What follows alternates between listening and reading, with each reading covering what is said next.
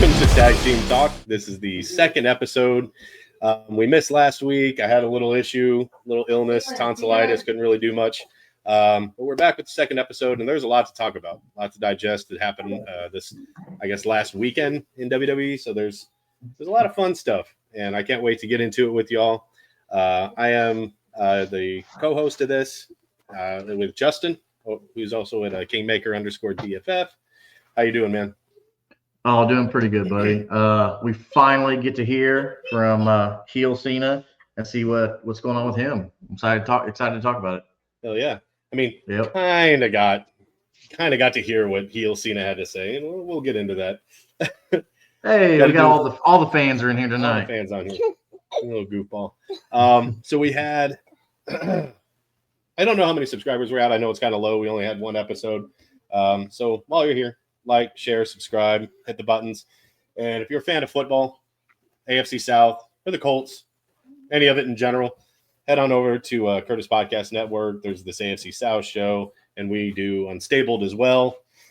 We are the Colts fans, but we won't do too much of that on here. Try to be diverse in our sports fandom. A little diverse. And I tried to get him to join. This is the second episode. We couldn't get the final boss on here either. And of course, I am referring to Curtis of the Curtis Podcast Network, CPN. I tried to get him on, but busy with the kids. So you're stuck with us. You're stuck with us. But yeah, make sure you hit the buttons, like, share, subscribe, show some love, and interact with us. All the wrestling friends, all your wrestling fan friends, share it with them. Let them enjoy the love. Mm-hmm. And I mean, just full disclaimer, we did this on the first episode, and just we know that this is kind of scripted. I mean, we understand that. We get it. We get the entertainment of it. To us, it's no different than watching a Spider-Man movie or whatever. It's entertainment, and we take it for what it is. And we're here to talk about it, and we just enjoy it. It's fun. It's kind of an escape from your everyday bullshit. Just really no different than watching a football game or baseball, whatever. Just to get away from the regular bullshit. So make sure you talk to us, comment. We'd love to interact. Let us know what you think. Obviously, we're going to talk about SmackDown. I don't particularly want to talk a lot about SmackDown. It was just kind of it's just kind of an Friday for me. There were some decent moments. So Justin and I are going to kind of go back and forth. He takes a lot more notes with the promos. I focus more on the matches. Usually. That's what makes us a good tag team. For sure. Tag team talk. Oh. Yeah. See what we did there, everybody? All comes together. So the first match of SmackDown, it was just kind of, to me, it was just kind of thrown together. It was Solo, Fatu, and Tonga, which, the old bloodline, which I kind of feel like that whole storyline is just kind of fading off into the distance. It's not like, it's more about Fatu at this point than anything else. Yeah. And then there's LA Knight, Strowman, and Uso, which just a hodgepodge of just assembled people for some reason, just kind of like, somehow Palpatine returns. For some reason, they're teaming up. You could kind of see how it was going to develop, though, because it started with LA Knight's promo, talking about being U.S. champ and everything. And, of course, Jimmy Uso, is like comes out and he's like, I'm desperate. Like just trying to get his WrestleMania spotlight, because Jay's out there doing his thing with the Yeet and like just main eventing and just doing so well, winning Royal Rumble, going to WrestleMania. It's kind of like, you feel bad a little bit for Jimmy, but then again, you don't, because, Jay's like the more athletic one and all that. But, so Jimmy like challenged LA Knight for the belt. And then Solo comes out because, the whole bloodline feud and this and that. So Solo got his thing. The best part of this was Solo's like Mike screw up. And then after, you couldn't even take it seriously anymore. It was just that funny. Like he was like, how about you and my family and you fuck up? And then Jimmy in the background was like, what? Yep. And they just Solo kind of made it seem like he was going to say like, somebody deserves a shot. This is going to be, and he goes, it's going to be Jacob Fatu, and like kind of swerves on you a little bit. But it almost sounded like he was going to say, "Stay out of our like effing family's way." I can't tell which way he was going.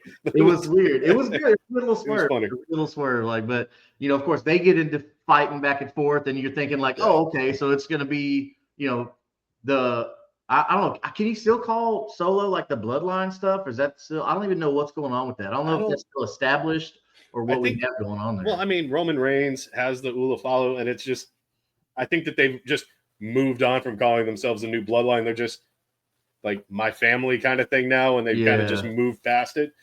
So that's why, to me, this is a lot of sink or swim for the three of them, because it seems like that big storyline that they had is just kind of.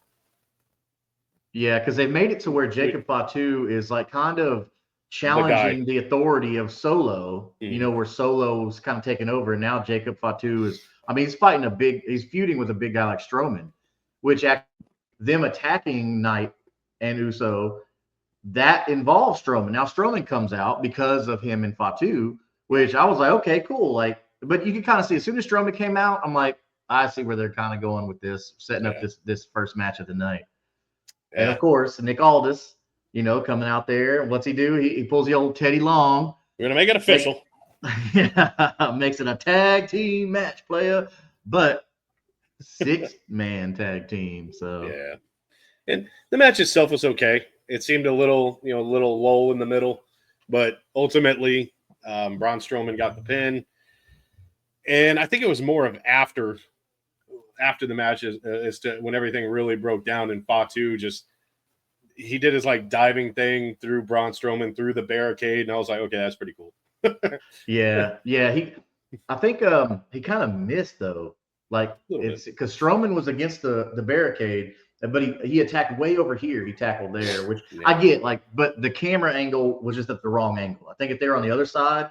Yeah. Then that's not their fault. That's a production issue. That's fine. But still, like it was the action that's what you're wanting to see. You want to see him like be a tackle through the barricade and all that. But I was a little confused though. Who exactly are we setting up here for the U.S. title at WrestleMania? I feel like you have the Strowman Fatu thing, and I'm lost. I'm like, okay, are we trying to make this like just like battle royal, or what are we doing here? I almost feel like some of these matches were put together as kind of fan service because they were overseas and they don't get a lot of they don't get a lot of this stuff. Yeah. So I feel like they were just trying to throw out the big names and just give the fans something that didn't really have any like consequence one way or the other. Like in the road to WrestleMania, it was just like we just want to give the fans this big son of a bitch. We want to give them Fatu. We want to Well, being the first time in Barcelona, you're totally right. If I'm Triple H, that makes sense. You want to give the fans as many stars in front of their eyes as you can. Yeah. That way you can keep coming back and keep selling tickets and merchandise and all that stuff like that. Because it's a business. At the end of the day, it's a business. So no, it makes sense, But yeah, that's going to be interesting to see how they're going to what they're going to do with these 6 individuals. Maybe 5, because not so much Tama Tonga. I think they're still trying to figure out what to do with him. He's a great talent, but I think they're trying to figure out what to do with him. Like just kind of an undefined role. Yeah, I wouldn't mind seeing Tonga and Fatu, or even Tonga and Solo in more of a tag team kind of scenario, where they can keep that family aspect together. Yeah, that would be pretty cool to see. Yeah, and then moving on, the next segment was the Jade Cargill interview, which, it was just kind of talking about Naomi, and then she's sick of hearing Naomi lie and complain and whatever, and bitch about this, that, and then it showed Liv Morgan and Raquel show up at the arena as she's giving the interview, and then it was just like a bickering little cat fight, and you're like, whatever. It was setting up a match for I think this week. It's definitely going to be Jade and Naomi at some point. That's all going to come to a head, and I think that's probably going to be the WrestleMania. But I liked how the writing was going with Liv and Raquel coming up, seeing that Jade was already emotional, and then Jade storming off. I just can't do this right now, and then boom, she's leaving. But I don't know. Nah. You're supposed to be some big tough authority, like muscular authority, but I mean, I get it. People have feelings too, right? Yeah, she's a person too, Justin. I never saw Brock Lesnar cry. He never cried.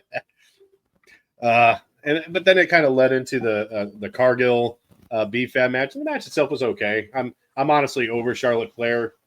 It was okay. I think this is honestly my first time seeing BFAB wrestle. I don't know if that's a bad thing, if the wrestling community is going to come down hard on me for that, but I can't remember the last time. Like, it was just, again, another match that was just thrown out there for Charlotte to win. Yeah, it definitely felt like a tune-up match, right? Like BFAB wasn't really worthy yet to be in the match with Charlotte. Yeah. But then again, Charlotte, I think she did so much cutting weight that she just doesn't look as dominant anymore. Because before she had the muscle tone, the athleticism. I mean, she's still athletic, don't get me wrong, but like she's very skinny now. Hopefully that makes her faster in the ring. But I thought she was better with the size on her. I thought with the muscles, it made her look more dominant. Yeah. You know, more imposing. But I'm with you. I don't know much about BFAB other than she was with some other group. I can't remember. But Street Profits, wasn't it? Was it? Wasn't she with the Street Profits? I don't know. But she was with another team, and then I guess now they're trying to I wouldn't say push her, but trying to get her more involved. But I thought it was cool that they let her go with someone like Charlotte, who people are going to watch that match. So it gets eyes, you know, her in front of eyes. Yeah. Even though, like I said, it felt like a tune-up match for Charlotte to get her ready for WrestleMania and maybe showcase BFAB a little bit, you know, in front of the fans. But I mean, it wasn't. You were right, man. It was a very kind of mid-range match. It wasn't anything to write home about, but that wasn't the biggest stuff going on in the match. Mm-mm. What came after was a lot better. Like there was a little extracurricular from Charlotte, kind of asserting her dominance, I guess, over BFAB and keeping her in a what was that? Goddamn figure eight.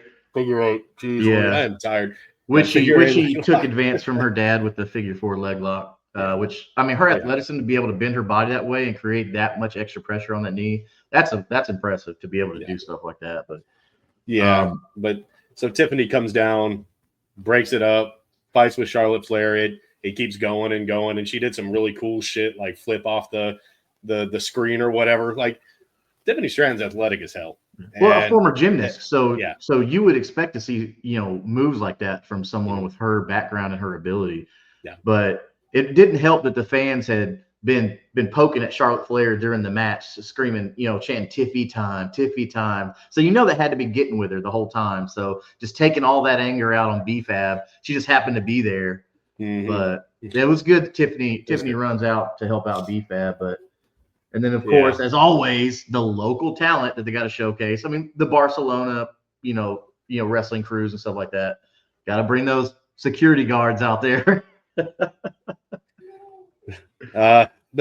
I guess the biggest part of that came at the beginning of Miz TV, where like they went to commercial break, came back, and Charlotte Flair and Tiffany are still fighting, kind of interrupted Miz's spot. It was kind of random and funny, and then and then the whole segment of Miz TV was just Miz talks some shit, introduce Cody Rhodes. Cody Rhodes comes out, hits him with his move, and just I don't want to talk to anybody else but Cena.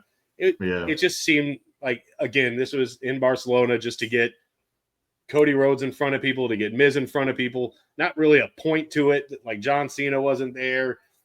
It was just kind of another filler thing just to put faces out there for Barcelona. Yeah. The segment itself, I mean, Cody Rhodes isn't great on the microphone. I'm just gonna say it. Like, he's getting better, but I'm still not like, wow, this guy, he throws some heat into the mic. These are some pipe bombs. Like the swearing sounds a little forced. Like when he's like, hey, go fuck yourself to The Rock. It was just like he adds emphasis to it, and it just doesn't flow off the tongue. It definitely seems like that's not his natural flow of conversation. Mm-hmm. But I mean, I don't have a problem so much with Cody. I think he's going to get really good. I think his mic skills are going to get really good because with him going with John Cena, you know they're going to be talking a lot back. You know, hey, do this, and this. But then again, I mean, Cody's got a great understanding of the business already. I mean, his dad, his brother. I mean, so I'm not saying he's bad. I mean, I think he's entertaining. I don't think he's as entertaining as when like Roman Reigns had it. You know what I'm saying? Had the title, but I mean, he's getting there. It's just some of his promos are still kind of stale. Some of it, like, it's just I don't know. It's not bad, but it's not like mind blowing either. Yeah, I'm just he's still doing the AEW. You know, what do you want to talk about? You know, like, you. I get it. That's your you're not niche. asking me because you're just gonna talk about what you want to. Which is the thing. Which is the. He's asking that rhetorical question. You know, he already knows what everybody wants to talk about. Obviously, right now they want to talk about John Cena. But no, I'm not worried about Cody too much. I'd rather a botched Miz, not a botched, but a boring Miz TV segment than Drew McIntyre in his lame promo talking about how he keeps getting screwed at every championship and this and that. Big crybaby Drew. For a while, Drew McIntyre was gold on the mic, like leading up to like he was gold on the microphone. It was like, okay, this is the Drew that I've been waiting for. Like he's a smart ass, he's an asshole, and he was talking so much shit about CM Punk and Seth Rollins and Becky Lynch. I'm like, okay. Like he sat down in the middle of the ring and he's like, hey, cameraman, don't look up my kilt, you pervert. Like, that was funny. That is good stuff. 100%. That's good now it's the same thing over and over with him, and it's just kind of got stale. It did get a little stale. Yeah. But the Miz TV and all that stuff was weird, but and then you kind of get into the next match with Priest and Nakamura. Again, this was just another random thing that was just kind of thrown out to get it seemed like most of SmackDown. That's why I just kind of said it was like a mess SmackDown, because none of these matches really seemed, and none of these segments really seemed to develop into anything. It was just, we just want to get as much talent out in front of the crowd, but we don't really have the people here that we want. I don't know. Yeah, I mean, when you're leaving the States, it's hard to get everybody, especially like your part-time talent, all on board. I mean, you got, with the Priest match you're talking about with Nakamura, I don't think people are as invested in Shinsuke Nakamura as they once were. Like when he first came, I mean, he was hot. They were pushing him for all the titles, this and that. But Priest is kind of like that's what they want to really see right now. And of course, with Drew's little pity party that he had, and Damian Priest was one of them that he was talking about. So it doesn't surprise me that Drew wants to stick his nose in this match and come out and keep Priest from winning. My big issue is during that whole Stratton Charlotte Flair brawl, there was dozens of security, guys that get thumped on the head and they're out of the picture for a month. Like it had dozens of these guys, and then out of nowhere, Drew McIntyre shows up, and not a single person came to stop that.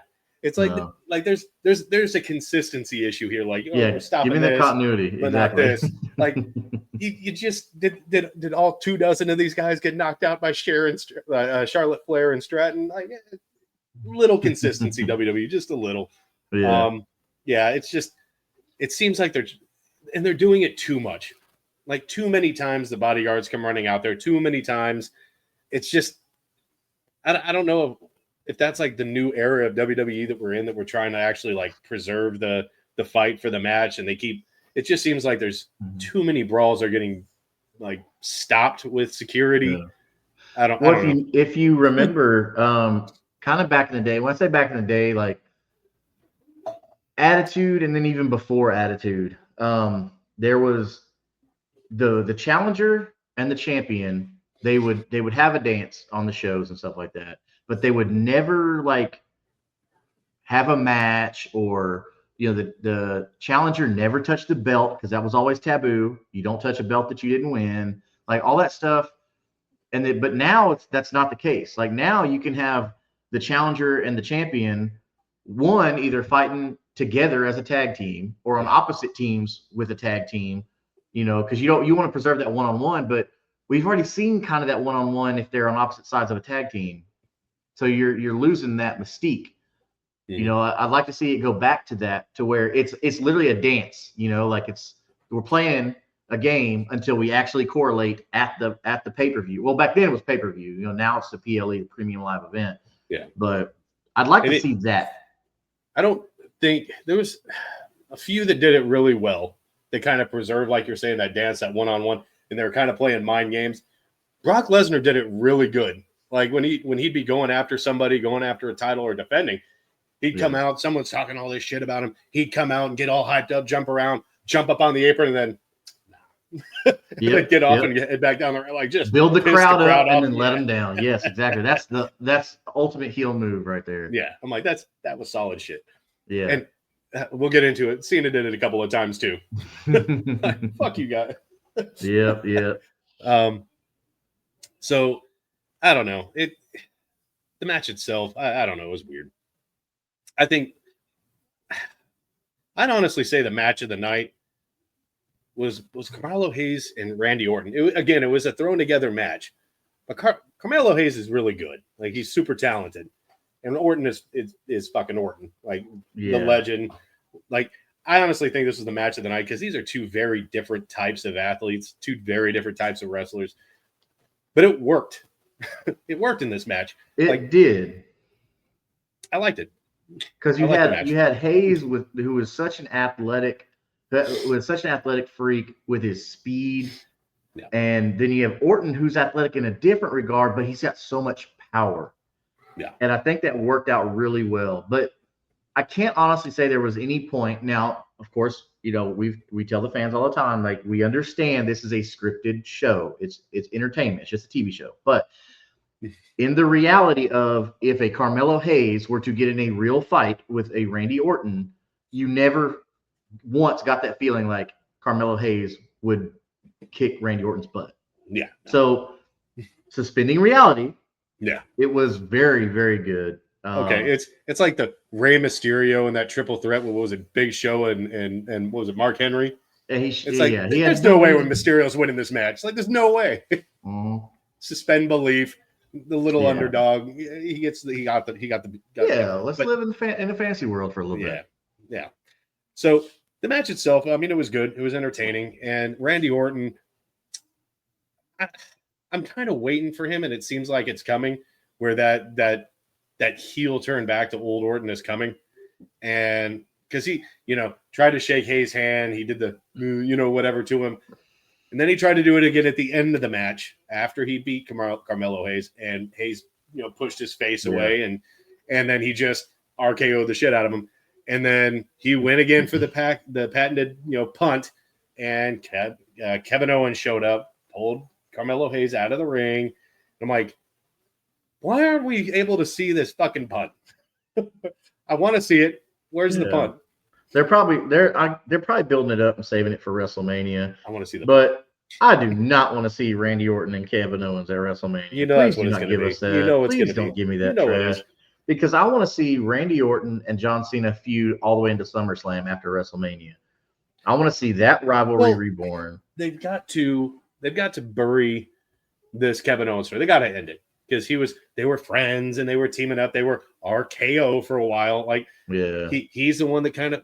I think Randy Orton took a little break. I don't think he was actually hurt, but he put him on the shelf with his pile driver. And, he's got to get his. I feel like they're trying to just give a match to Orton and Owens at WrestleMania. That's what they're building up for. And I hope. I don't know what's going to happen with Cena. I don't know if this is like a temporary heel run. We're getting a little bit ahead of ourselves, but I don't know if this is a temporary heel run and he's going to kind of go back to the old Cena by the time we have until December. I mean, it's really the way that I see it. So I don't know if he's going to stay a heel that whole time because I want to see a little bit of a heel run from Cena, but I also want to see him go back to that, the whatever of the last 20 years and then have the Viper, the full on heel Randy Orton. And I want to see them go at it. Like that's what I want to see. But I don't want to see a face Orton and a heel Cena. That'd just be weird. That would be kind of weird. But I mean, they love Orton, man. Orton's a huge face right now, and I just feel like they're gonna let Cena ride out this heel run as long as he wants. But I mean, we'll see. So, did you after this match? Did you notice something that was weird to me? They had like I don't know if you want to count it as a promo or not, but like the screen, it was like a smoky screen, like real ominous, and then a number 4, like the number 4 in the middle of it showed up, and then that was it. It was like a real smoke. Yeah, it was a real smoky screen with a number 4. I'm curious, like, are they trying to like hint something, like a new talent coming in? Usually when they do something like that, I don't remember seeing that though. Yeah, if any of you watching have any ideas, drop that in the comments and let us know who you think that is or what that's all about. You know, I'm sure this won't be the last time we see something that they drop. Yeah, and we'll talk about it next time. But let us know what you think that is.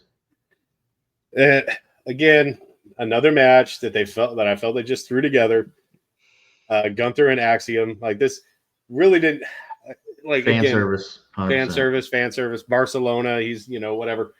Axiom, and it's like Gunther and Axiom. Like it seems like all they're doing right now is just hurting Gunther on the way to WrestleMania.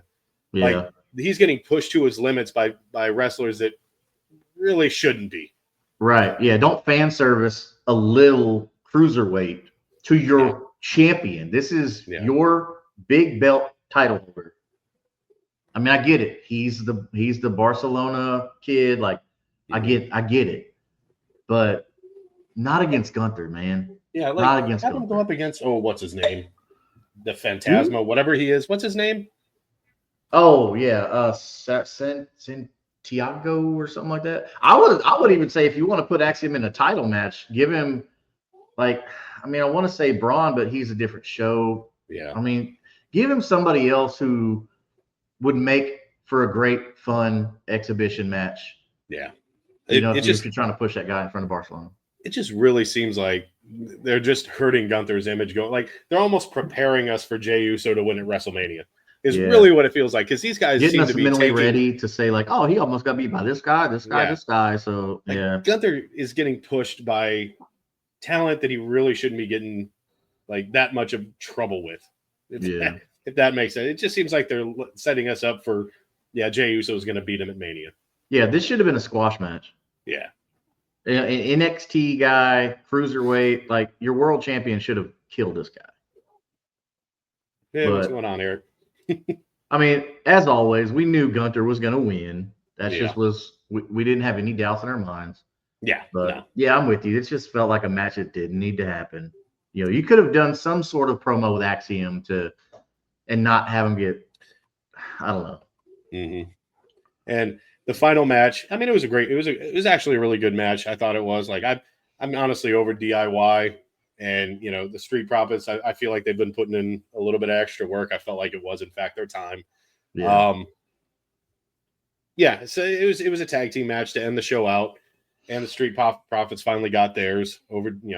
They got the win over DIY. Yep. For the title, and I felt that was just a moment coming. They are champions again. Yep. Yeah, and it's just kind of sucked that it didn't happen with Bobby Lashley managing him.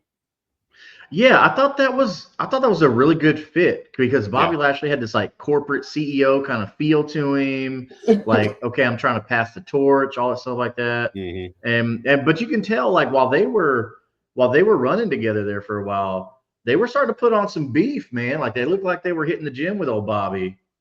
Yeah. So they're looking pretty good. I'm a Street Profits fan. I like this. Even if they have like a little heel to them, I don't care. I think they have that right balance. The fans still love them, but they can be a little mean and nasty. I like it. It works. But yeah, like you said in the beginning, this show was just kind of meh. Just didn't really blow your socks off, nothing like that. It's not like not like how we did on Monday though. Monday was pretty decent. Monday was great. So he obviously it started off with John Cena, and we're gonna, and you know what? I'm gonna start this Raw segment. It's still in Europe. Brussels. Yeah, Brussels, right? Yeah, Brussels. Mm-hmm.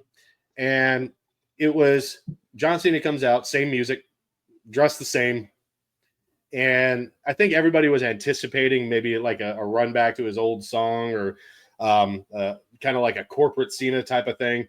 And it's just the seeing Cena dressed in the same stuff with the same song. And you're kind of like, this doesn't really fit what happened at the Elimination Chamber. Right. And he just has this very stoic face, walks slowly to the ring, and the crowd is, John Cena sucks. And it's like, this is kind of a throwback to the old. And it was at that point when Cena picks up the microphone that I wish that the crowd would shut the fuck up. This isn't a Dominic Mysterio situation. We've waited 20 years for Cena to do what he did at Chamber. And the crowd could not shut up for 2 minutes for this man to get. He's one of the best to ever do it on a microphone. Yep. And you couldn't shut the hell up for him to be a heel for 2 minutes. Yeah.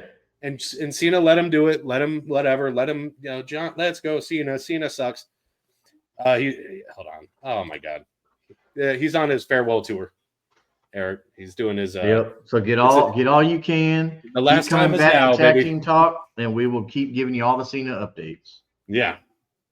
So he comes out, tries to cut a promo. They won't shut up. He keeps putting the mic down like he walks away, and then the crowd boos him. He picks it up, and then they keep saying Cena sucks. And it just really goes to prove his point of everything that he said in the promo, that he's in this dysfunctional relationship with this crowd, and he specifically pointed at a little kid. And Triple H was like, put the kid on camera. And, and the whole thing was just him, no matter what I do, I came into this business, and I sucked. I didn't know how to wrestle. You let me know I didn't know how to wrestle. So what did I do? I worked harder. And it wasn't good enough. And then I started winning and winning and winning. And it wasn't good enough. It was never enough for you.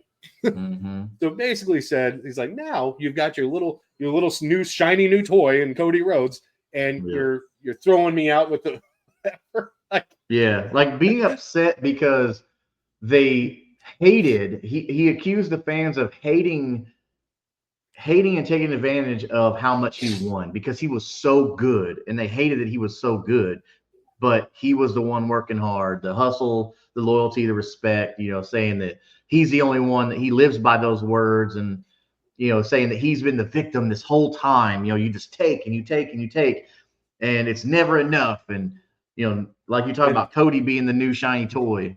And John Cena killed the what thing that Stone Cold used to do. He's like, what do I get? What do I get? What do I get? Nothing. You get nothing. Your time is over. My time is now. It's like, So whenever the crowd shut up long enough for Cena to talk, the segment was great. Like his whole segment was great. Yeah. And like I like being fans that we've been for the last 20, 25 years, we've waited for this. It's here, it's happening, and we're fucking stoked for it. And then the people that Cody, F off. I want to see the 17th. I want to see him win it. Cody has plenty of time to win it back again.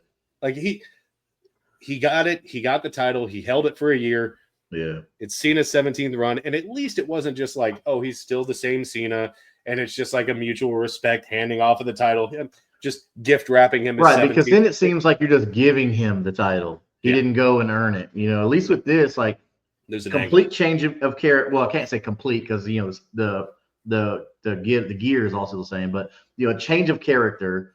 So now he's going to use a chair. He's going to use the kendo stick. He's going to use all the things that before the loyalty and respect he didn't use. So now he's going to be using those things. And you say, okay, he won the match because he cheated. Okay, cool. At least that goes with him being a heel. I can buy into that. I'm sorry. Are you new to this? Have you never watched an Edge match? Have you never watched a Randy Orton match?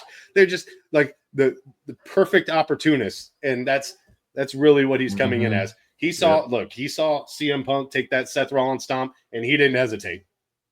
I'm gonna lock not at all. FU. He didn't hesitate at all. He said, "Oh, thank you for that gift. Let me grab that leg and pin him real quick."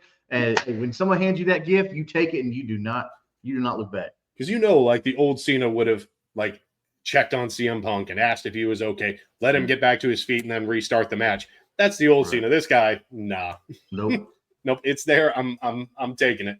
But yeah, and then Cody Rhodes came out and he, this is the Cena that I get, and he was like, I was fine whenever you beat my ass, and I thought we'd go back and forth. And he's like, instead I get this whiny little bitch, and it's just, and that Cena could have cooked him. We've seen him. Like, there's an old video of John Cena and Brock. He's like, Brock, I know you didn't get a concussion. In order to get a concussion, you have to have a brain. Yeah. It's like he could have cooked Cody Rhodes at any point. Cena is one of the best on the mic in the history of the business. I mean, he's up there with your Rocks and your Flairs, man. Yeah. Yeah. He did like a 3-minute like poop joke with Booker T back in the day. And it was hilarious. It was completely immature. Yeah. It was ridiculous and hilarious. Like, it was a 3-minute just constant poop joke, like him farting in the ring and stuff. Like, it was stupid. It's funny. And it's like he just makes it work. It's like, he could have really got, like, he's gone toe to toe on the mic with The Rock. You could tell, like, even in their segments, he got under The Rock's skin a few times. Because these guys, like, I've heard on interviews and stuff, like, some of these guys, they'll bring some personal stuff in just to get a reaction. If the other guy's not reacting the way they want, they'll throw little personal jabs at him and stuff. So, like, I would really like to see John Cena get pretty nasty with his words. It's maybe not so much like it's coming from the Tooth Fairy. Yeah. Maybe not like, so much nasty where, like, just using curse words where they're not necessary, but nasty as far as, like, making fun of his neck tattoo, which Cody said he regrets getting, like, just so many things, like, oh, you had to go because you were crying about Vince McMahon not, letting you be you, like, stuff like that. Stuff that Cody has clearly come out and said, stuff that bothers him and bothered him. Use that stuff, that fuel. I think we're going to see some really good heel promos from Cena. I'm excited. I hope so. It's you can even see them doing it to Seth Rollins, like, his family, his wife is you can't just talk about a dude's wife and then they're like, oh yeah, who wears the pants in this relationship, and she dresses more like a man than you, and like, it's just little digs, and it's like, and they say it just to piss him off.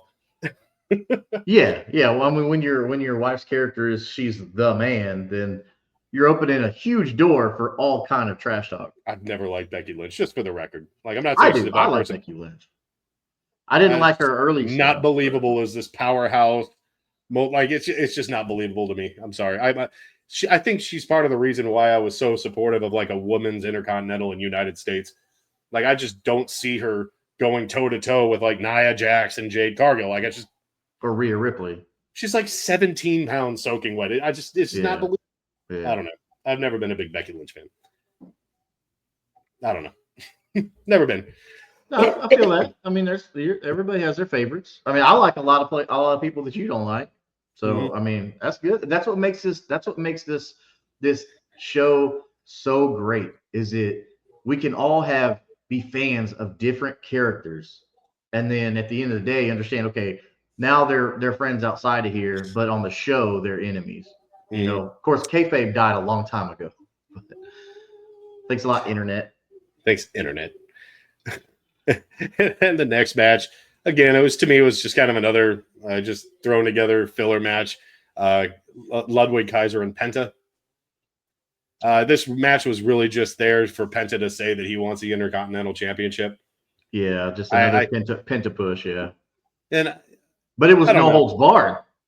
It was no holds barred. So Ludwig, being the evil heel that he is, can use anything at his advantage. Which, fun fact about Ludwig Kaiser, if you didn't know, his only claim to fame is he's dating Tiffany Stratton. I mean, that's about it. Yeah. Yeah. I must have missed this one. What do we got? Dakota Kai and Ivy Nile. I don't remember. Like, I must have accidentally skipped that one. Yeah, so I'm a big fan of Ivy Nile. I think she is a great talent. I wouldn't mind seeing her as future champion. I think she's just got that aura about her with some more polish. Because of course, just like every champion, you've got to be good on the mic. Mm-hmm. So I think once they get that going, I don't think she needs to stay with American Made, Chad Gable's faction and the Creed brothers. I don't think that's going to be her long-term thing here. But Dakota Kai is always fun to watch. Like Dakota Kai is another very athletic person. Her and another wrestler, Tegan Knox, came up together, who always got struck by injury, ACLs, and all this stuff like that. But luckily, Dakota has been able to stay healthy.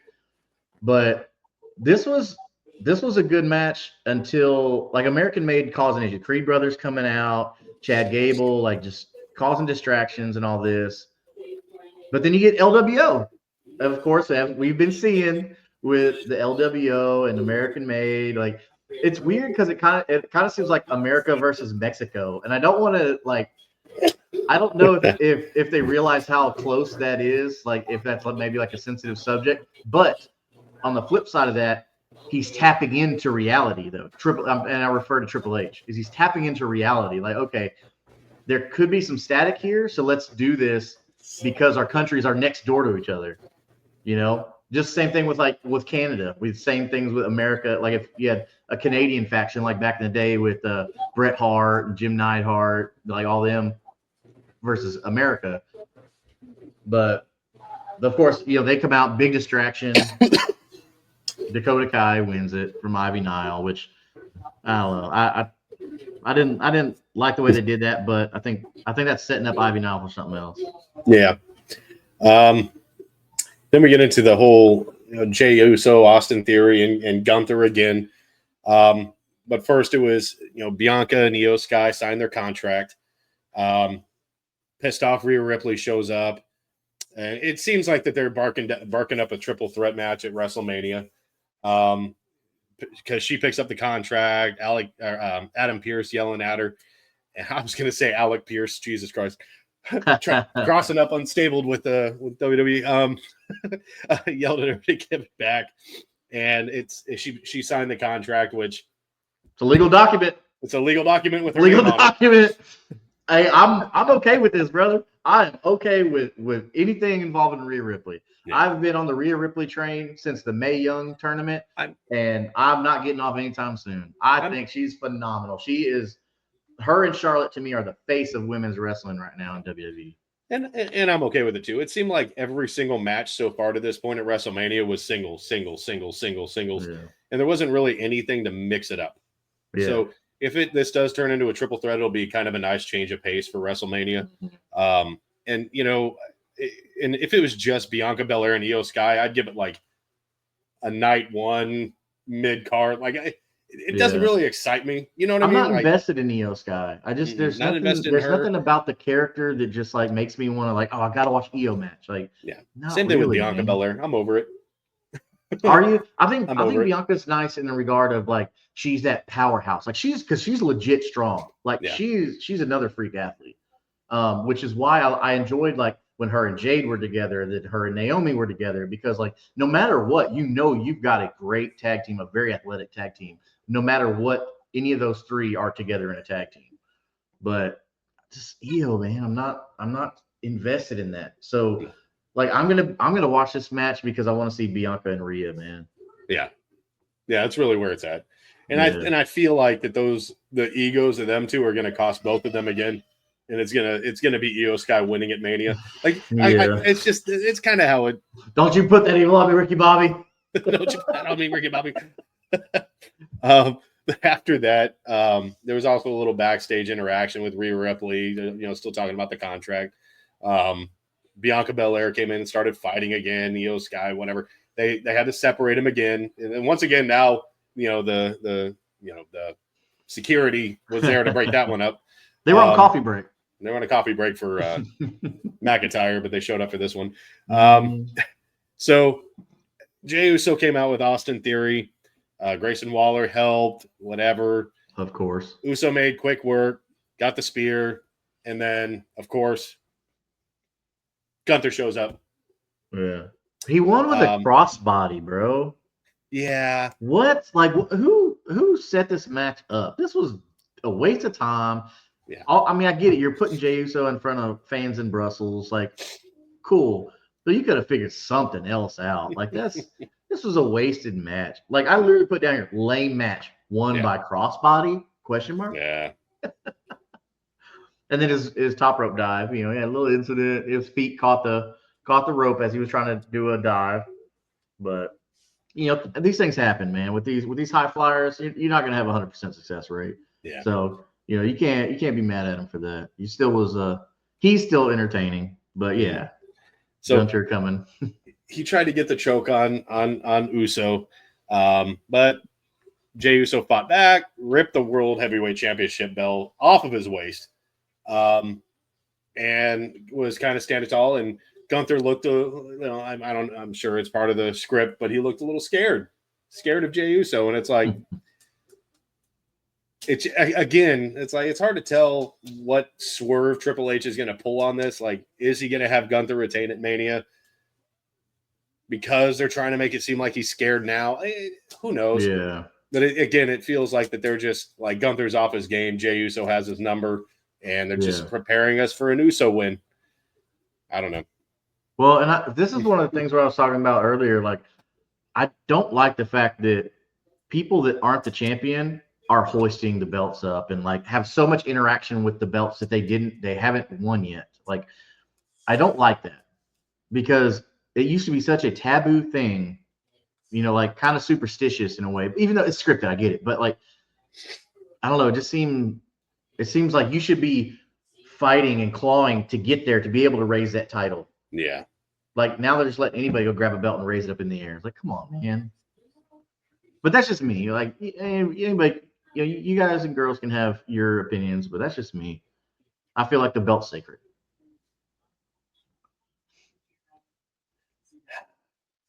Yeah.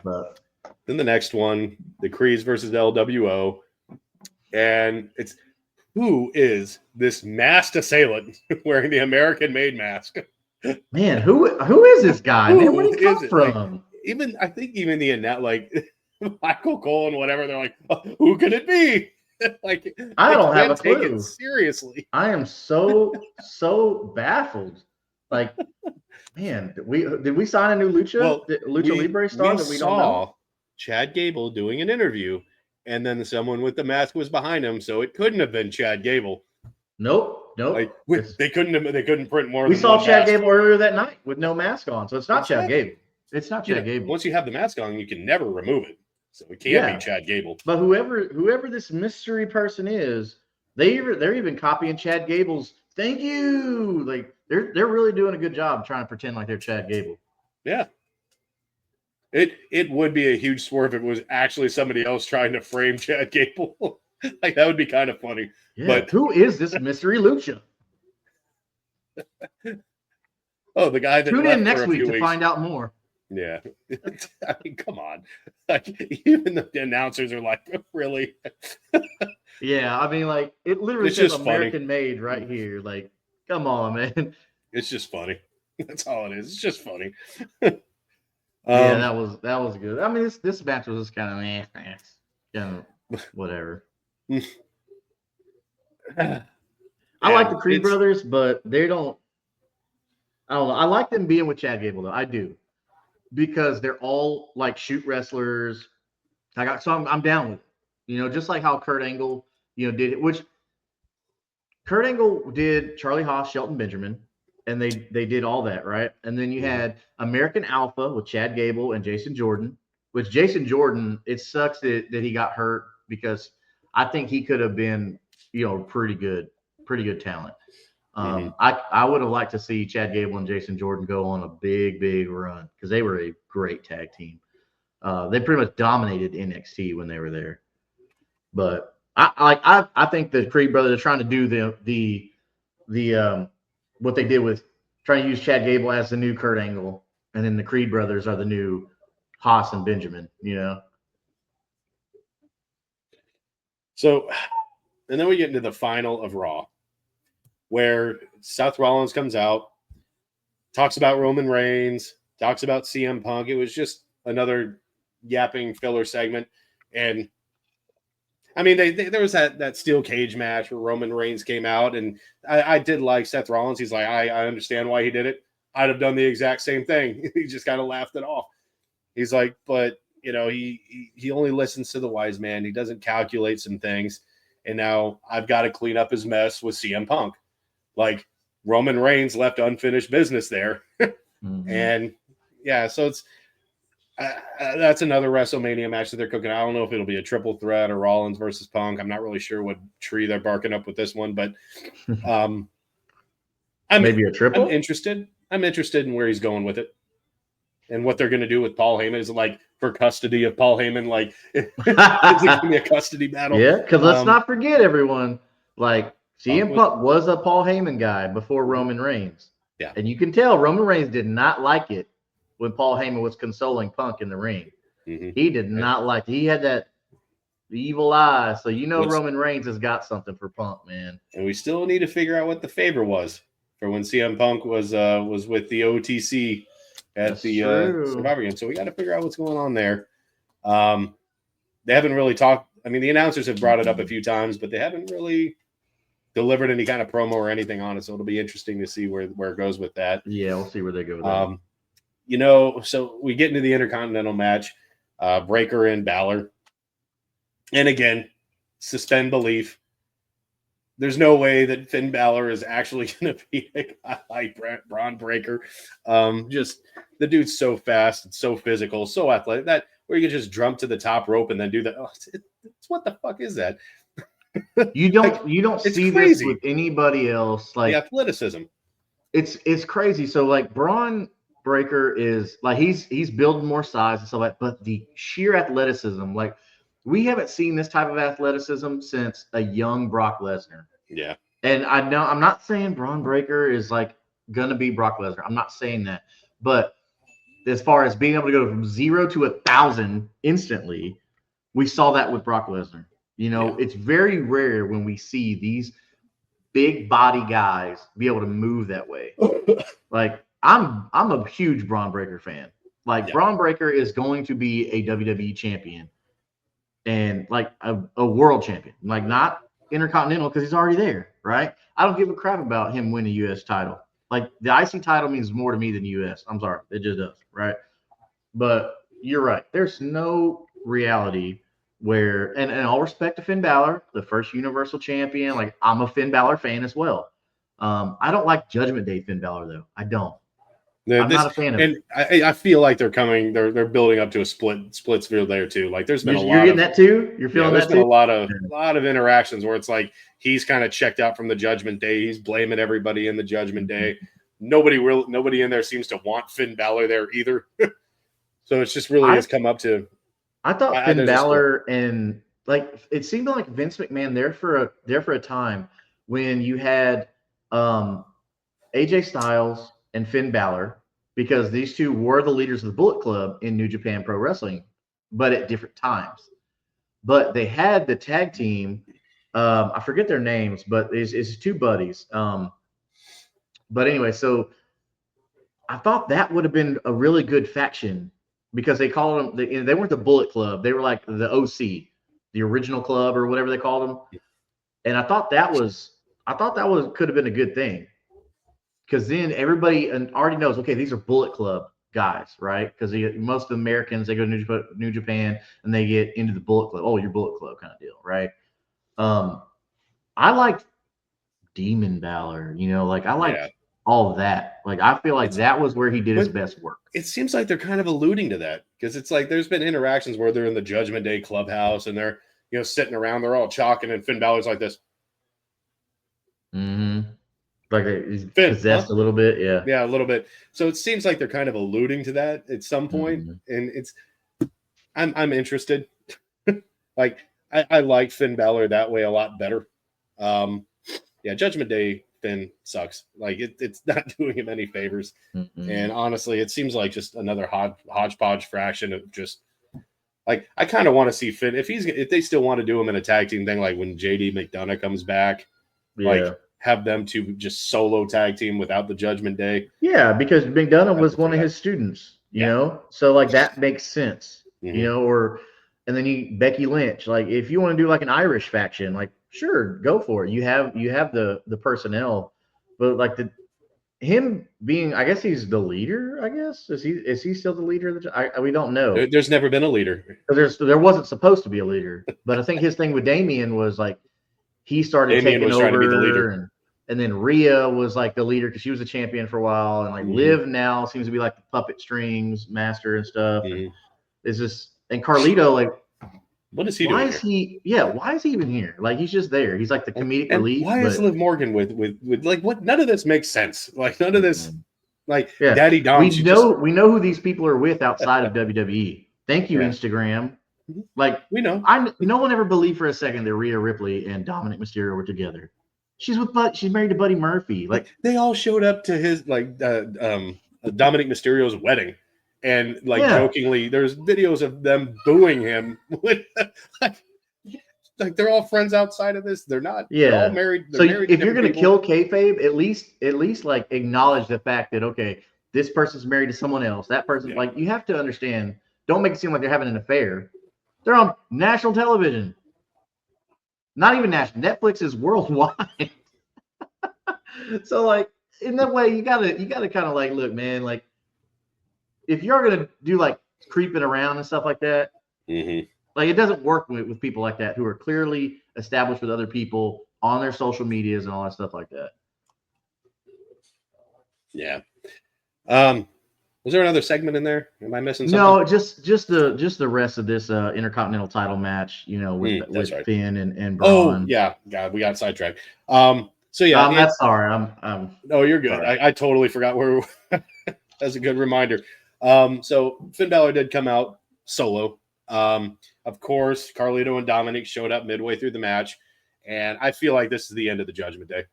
Especially after what Dominic did to Finn. Dominic, well, he was bumping helping him, Finn. Yeah, helping. He tried to push Breaker off. Really, it just made Finn Breaker fall on his balls. Yeah, and basically lose the match. So Finn I feel like that's probably like the end of the Judgment Day right there. If you ever need to look back at a moment of why they're not together, that moment probably was it.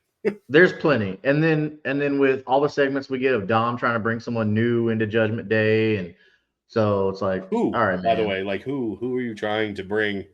Well, so if you notice when they were doing the introductions and stuff, you know how they do the segments where people walk in the arena, stuff like that. You saw Karrion Kross, like doing his little puppeteer character thing with Dominic Mysterio. Yeah, like they were off to the side because how they have all the equipment lined up on the sides of the hallways and stuff. Oh yeah. They were over here on the side, and he was doing that little whisper in his ear kind of thing. So. Not to say that they're going to try and bring in Karrion Kross. He is the leader of his own little faction, so that's not him. I think they're gone. Honestly, I don't understand why. I know Paul Ellering is gone. He's gone, and I think the AOP. I thought they were released from their contracts. AOP was. I think so. Akam and Razor. Like I like AOP. I like AOP. If they got rid of AOP, they're missing out. AEW is going to back up the money truck to them guys because they are legit badasses. But AOP. Yeah, like with Finn, or with Dom, causing Finn to lose like that. Oh yeah. Finn is losing his patience real quick. The authors of Pain, Akam and Razor, along with their manager Paul Ellering, were released from WWE February 7th. No. So yeah, they're gone. No, I get Paul Ellering, which he's a legend. Don't get me wrong, but those two guys, you needed to keep them with Karrion Kross because then because they were dominating the tag team scene for a while when they were getting pushed, and they look believable. They're legit fighters and everything. Like they look believable, which is what you want. But after Finn gets knocked off on his little twig and dingleberries, Breaker hit that. I get what Pat McAfee called it, the Breakensteiner instead of the Frankensteiner. Because let's not forget, Braun Breaker is a Steiner.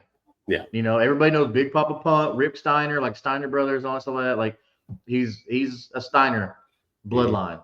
All right. So I think that's kind of cool. They call him the Breakensteiner, which that's something else that just goes to show how athletic this kid is. Oh my goodness. But he wins, and then he gets beat up, getting beat up. Braun keeps getting beat up by Judgment Day. I guess because Dom felt sorry for messing up Finn's moves or whatever. And trying then to of make up course for it. Penta. Yeah, trying to make up for it, And then And then Penta, for Penta, we some get reason, Penta again, yeah. yeah, so he can have a stare off with Braun Breaker, which again, suspend belief here. Yeah. The Penta would have a good shot At least Penta's not one of those like tiny lucha guys. Penta's actually got a little size to him, but Braun is just so dominant, man. Like I don't see too many people in that category that could hang with him. Yeah. Yeah, but overall, Raw was good. I think it was way better than SmackDown, honestly. And for a while there, SmackDown, I think, had been the better product over Raw. And I think Raw has kind of started to take that back over. Mm-hmm. Yeah, for sure. Yeah. And it's funny now they're even putting, Cena and Cody Rhodes on Raw, even though Cody Rhodes kind of has the SmackDown WWE title. Yeah, trying to get as much exposure. He's been on as both, can. but it's like, yeah, it doesn't seem like they're really going brand specific like they used to. It's funny you brought that up because I saw an article today about the how we do the draft and stuff every year. So they're supposed to be doing another draft after WrestleMania, but in the article they were talking about how fans aren't really invested in the draft anymore because one, like it doesn't seem like it matters what brand you're on. They're going to bounce back and forth. So what does it even matter anymore? Yeah. And it's like in the draft, like you kind of get excited for the draft and then it's like, it's just nothing really happens anyway. Like they all like they stay on the same show. You might have a couple of people brought up from NXT. Like it doesn't, there's not like a big mix, like a big shakeup or anything like that. Yeah. It seemed like back in the day, it was like, they'd call a name and it was like, okay, Undertaker. Okay. Undertaker's switching brands. Like, oh shit. Because he's notoriously been a SmackDown guy. Yeah. Yeah. So now it's just turned into like, who cares? I remember the biggest thing with the draft, like the biggest memory I have was when Triple H was coming back from his quad injury. And, Stephanie McMahon was trying to schmooze him, of course, them being on the show, they were married and had, whatever, splitting up or whatever it was. And then I think Eric Bischoff was the GM of Raw at the time. I think, Raw. And so they were going back and forth. Who's going to sign him? Who's going to sign him? And then that was the big thing was who was Triple H gonna go with and this and that. And then, of course he ends up going to Raw, but I don't know. I'm with you, man. It doesn't seem like the draft really has as much impact as it used to.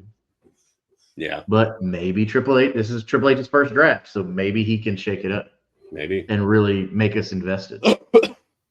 That's the hope. Yeah. So before the show started, you had a question or wanted a list. Yeah. Let's go with that. So here's our little game here. And everybody watching along, let us know who you have here. So the game is because SmackDown was in Barcelona, Spain for the very first time ever. And something they brought up that I'm old enough to remember watching the Dream Team, the NBA Dream Team in the Olympics of 1992. So the game is if you were to build a 5-person roster and a WWE Dream Team, if you will, who would your starting 5 be? And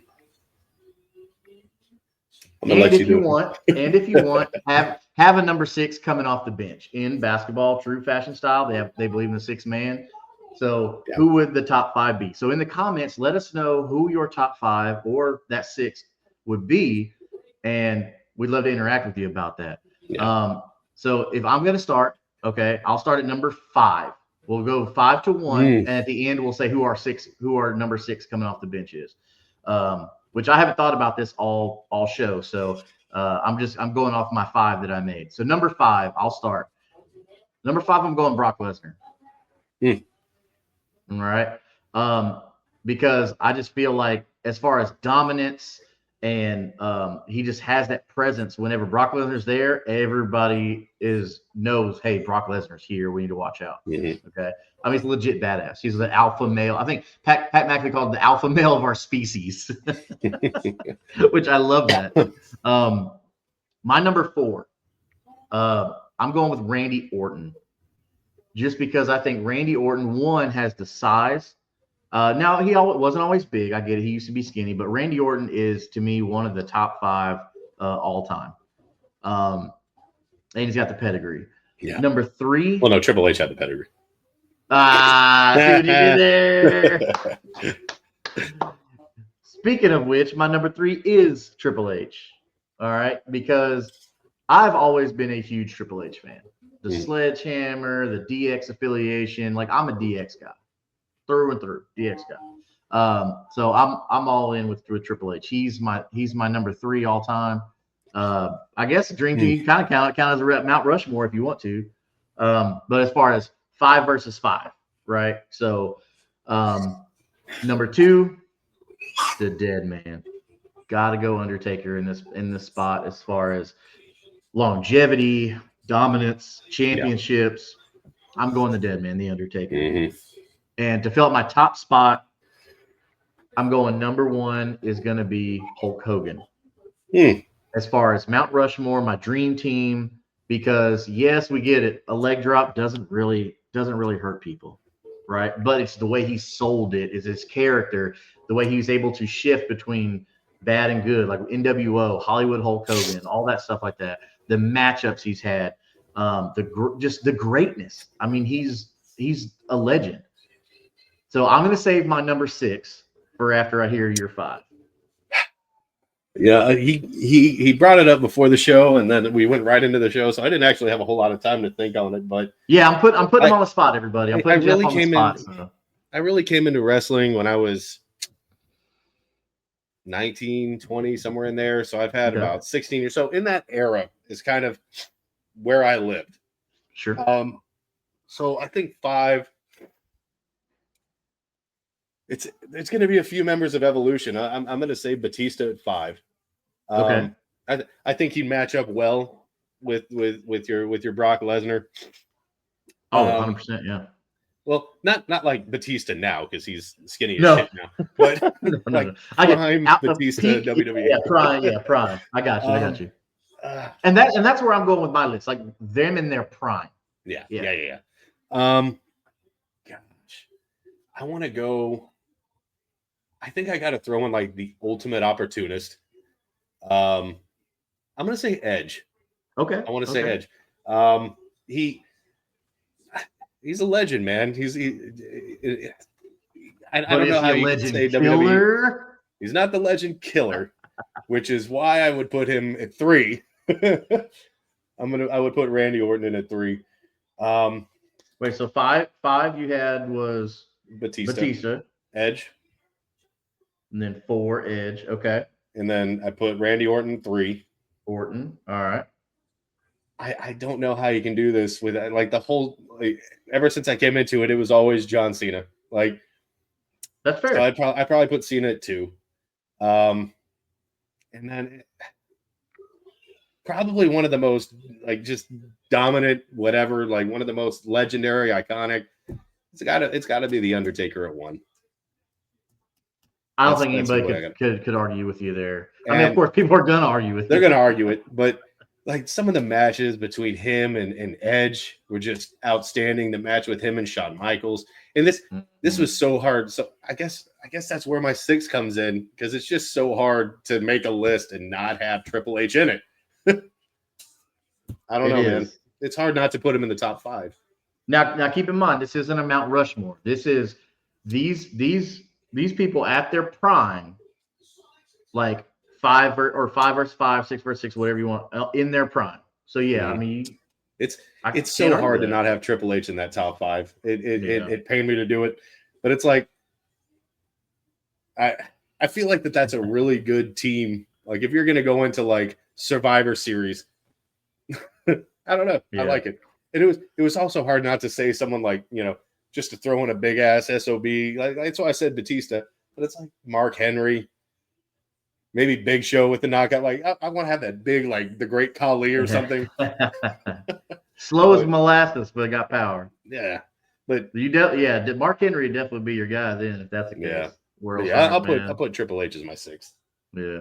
Well, my 6, I'm gonna go John Cena. Now I like the historian in me wants to go Ric Flair. As far as an in-ring entertainer and on the mic, I don't think there's anybody better than Ric Flair. But if I'm doing 5 or 6 guys versus 5 or 6 guys in like I guess not in realistic prime, Survivor Series, like yes, I'm going John Cena over Ric Flair just because if I can't logically put Ric Flair against and then Batista, Edge, Orton, Cena, Undertaker, Triple H. And then he these are throws in a big Stone guys. Cold, and then The Rock, who is like I think is unmatched on the mic. Like, well, keep in mind, Eric, we're not talking about Mount Rushmores. This is just a 5 versus 5, right? No entertainment, just straight up brawling, 5 versus 5. Now, Mount Rushmore, I like where your head's at. Mm-hmm. You know, because Mount Rushmore, Ric Flair is like my top 3 Mount Rushmore. Oh yeah, well then it would be like Hulk Hogan, Ric Flair, like right. Macho Man, like Mount Rushmore. Yeah, right. That would be that. Yeah, like right. the guys and that's where it was hard for me too, because I'm like, oh man, Ric Flair's so great, Shawn Michaels is so great. Yeah. But then I had to think because like in ring like performer, like if you were to Shawn field Michaels, in their prime, the top character, 5, Ric Flair. Yeah, in their prime, right. And that's so no disrespect to the Shawn Michaelses, the Bret Harts, the Ric Flairs. Like no disrespect to them. These are in a fight, right? Yeah. These are the guys I want. You know, who do you want in your starting lineup to fight? To fight, yes, not to cut a promo. Hey, now Mount Rushmore, y'all come back. Well, you never know when we're going to talk about our Mount Rushmore, but we've given you a couple little nuggets here to hold on to. But keep coming back, and we'll talk about our Mount Rushmore another time. Chris Benoit. No, I'm kidding. I think there might be 1 or 2 that would surprise some of you. That's still too soon. Is it still too soon? Maybe a little. I don't know. So with the way they talk about CTE and brain injuries and stuff like that, and mental health, it needs to be discussed. It does need to be discussed because the last time I checked, they pulled all of Benoit's matches and everything like that off of a lot of stuff after it happened, and when WWE Network was still a thing. Yeah. But I do think we have to talk about that. Yeah. You know? Like, so I remember like where I was when it happened, because I was actually going to my first event in Houston. It was Vengeance Night of Champions, and it was set to be a fatal 4-way. And I can't remember who all was in it or who was the champion at the time. I know that one of the 4 in the fatal 4-way was Chris Benoit. You know, sitting there or whatever, and then all of a sudden, I want to say like John Morrison or somebody took his spot. I can't remember. But I was like, wait a minute, like what the hell is going on here? Yeah. And a lot of people were just kind of confused. Like I paid to see Benoit. They didn't explain it. They didn't announce it. It was just here's a substitute. And it was just his music came out to the ring and they started the match, and it was a good match. Yeah. But and then I got home, watched Monday Night Raw the next day, and because they were on Sundays, so we got home, whatever, watched Monday Night Raw, and they did like the entire episode of Chris Benoit, like a whole remembering Chris Benoit, and then like a week later they redacted everything because they found out what happened. Yep. Yeah, they do the silent, or not the silent, but they do the bells. No, for the fallen wrestler. The episode was just like the career of Chris Benoit. They used to do that, like if a legend like that would pass away, it was like most of the episode was just the life of Chris Benoit. And then they're like, yeah, we regret everything that we said about Chris Benoit. And then they just went into Monday Night Raw. It was like, oh, we take it back. We take it back. Like, I have never seen a company backpedal so hard. Since China, maybe. Yeah. But China got screwed. But that's another topic for another episode. So rest in peace to China. And with Chris Benoit, that's gonna be another discussion as far as Hall of Fame and stuff like that. He'll never get. With what happened, probably it'll never happen. You can't put that into the Hall of Fame. Like I'm not trying to make light of it, but yeah, you can't. No, you're totally right. You're totally right. They're gonna use those excuses as long as they can. But that's hopefully I'm excited to see. We got a month until WrestleMania, so we can see we're just gonna be ready. We got some really good matches lined up so far. Yeah, I'm pretty excited. So look to see what the lead up is for sure. we're going live now. We're finally, I don't know what was going on before. It wouldn't connect. Now it's connecting.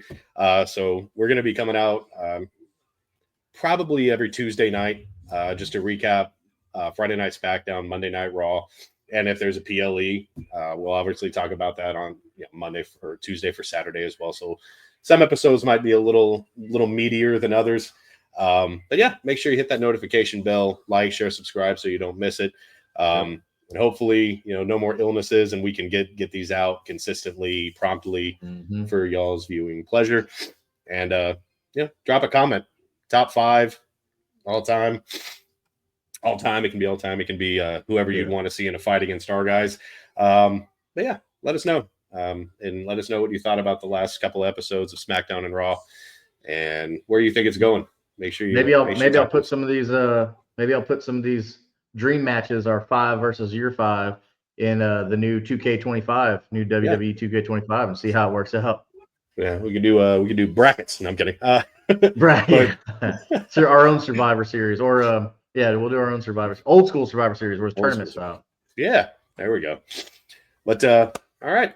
Well, I think that's a good place to leave it. We're just past an hour 15, so make sure you hit that like, share, subscribe, and we'll see y'all on next Tuesday. And again, if you like football, AFC South, Unstable, we're there. I think we're going to go live either Thursday or Friday night. So catch us there too. Until next time, y'all be good people.